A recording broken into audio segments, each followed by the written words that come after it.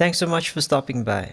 My name is Jax and welcome to my channel. In today's video, we are going to be looking at the ASUS MAXIMUS XIII.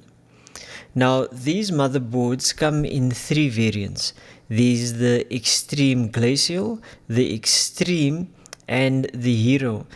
These motherboards are broadly differentiated by a few very obvious things. These three variants can very easily be identified. The Extreme Glacial comes with water cooling on the board itself. The Extreme has heat pipes, makes extensive use of heat sinks on the motherboard, and then you have the Hero, which makes use of slightly lower quality materials, and it also has one less M2 drive. That, broadly speaking, is how you can differentiate these three variants of this motherboard, and these are really nice looking motherboards.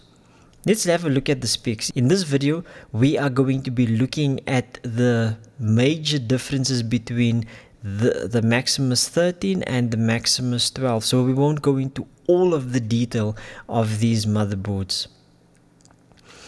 So what does this Z590 chipset bring with it? The Z590 chipset brings with it quite a few exciting features. These features include support for Intel's 11th gen processor, and that processor then brings support for PCI Express 4.0, which us Intel fanboys finally get. We have Thunderbolt 4 as well, and then there are a few other hidden gems all around this motherboard. So let's look at that first aspect with regards to the memory. The native speeds of the native speeds for the RAM has been increased, and that's gone up from 2933 megahertz up to 3.2 gigahertz, and for overclocking that goes all the way up to 5333 megahertz. And those new speeds are only possible if you also have the Intel 11th gen processor. Speaking of that processor, I've had a look at the Intel website and I can't seem to find it, which is quite curious.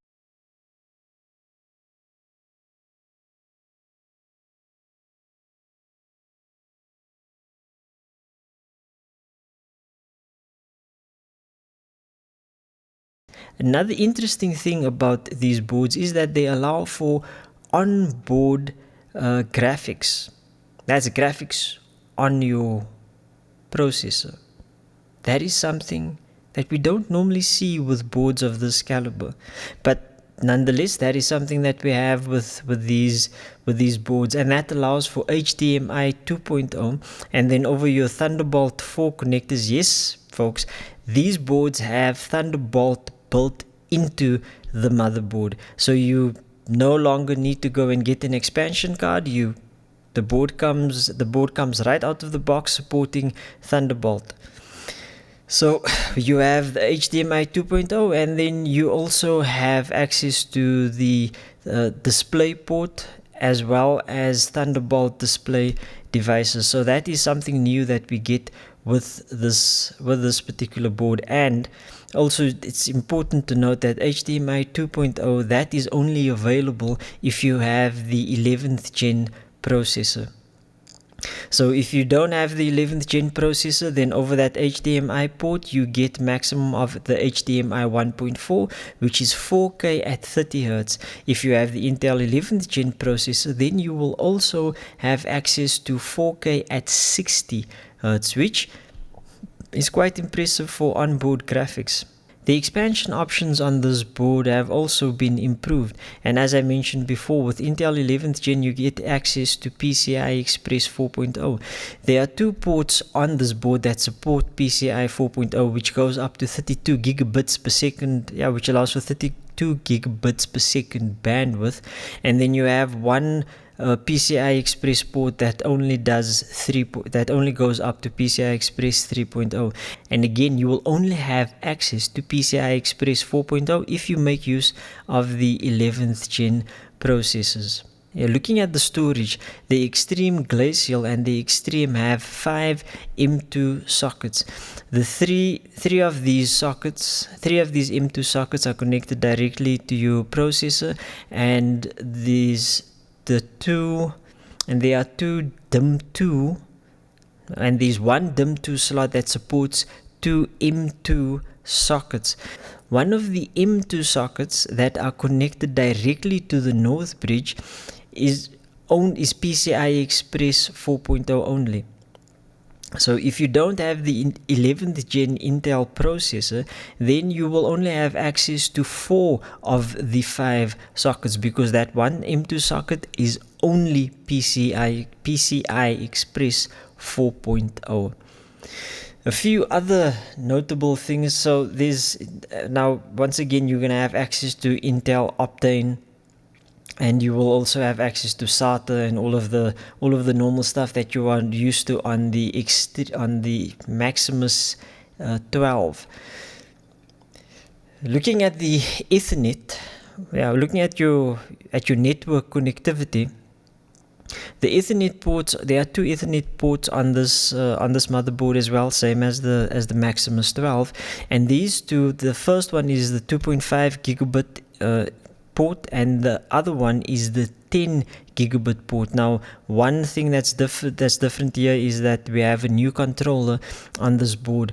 With regards to your other network connectivity, you have Wi-Fi 6E on this board as well. So that means that you have access to 2.45 gigahertz and the new 6 gigahertz bandwidth.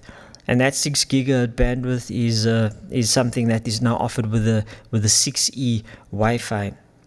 In addition to that, we also get Bluetooth 5.2, and that opens up, and that's one version higher from what we had on the Maximus 12. In another video, I'll do a more detailed breakdown of what exactly we have on Thunderbolt, but come back to my channel at a later stage for that. Something that I have mentioned quite a bit in this video already is that we have Thunderbolt. Now, one thing, for those of you who are familiar with my channel, you'll know that I have done a few videos on Thunderbolt and USB 4, and I'll link those videos in the cards above. So with Thunderbolt, what I was hoping manufacturers would do is that they would split Thunderbolt, that they'd have Thunderbolt 4 and 3 on their flagship boards, and then USB 4 as a separate kind of differentiation, so that you have your Thunderbolt boards, you have USB 4, and then you have USB 3 point whatever that they put on all of the rest of the boards. But it seems like manufacturers have opted instead to have USB 4 and Thunderbolt 3 on the flagship boards, and then USB 3 on the rest of their product range, which is quite strange. And I think that this will go quite a way to ensure that people remain confused as to whether USB 4 is actually Thunderbolt, whether it's a different version of USB. And rest assured, folks, USB 4 and Thunderbolt are 2 very different things, but it is what it is, and we have to make do with what these manufacturers have provided us with. And even if you have a look at ASUS's range of laptops, you'll see that there's more or less a similar theme going on, where USB 4 and Thunderbolt 3 or USB 4 and Thunderbolt 4 are packaged together, but you never see USB 4 as a standalone product on any, like on a mid-tier motherboard or laptop, which I think manufacturers have missed the trick there. But anyway, it is what it is, and we've got to accept that. So looking at this board, looking at these boards, there's quite a bit that we are getting. Looking at what Intel's 11th gen set of processors have provided, it's quite impressive. And I mean, that one thing that really I was not expecting was to see onboard graphics on these motherboards. But that's that's a topic for another discussion. So yes, all in all, these boards are quite exciting, and and if you have a look at them as well, they are really stunning pieces of kit. Thank you so much for watching, guys, and I will catch you in the next video. Cheers.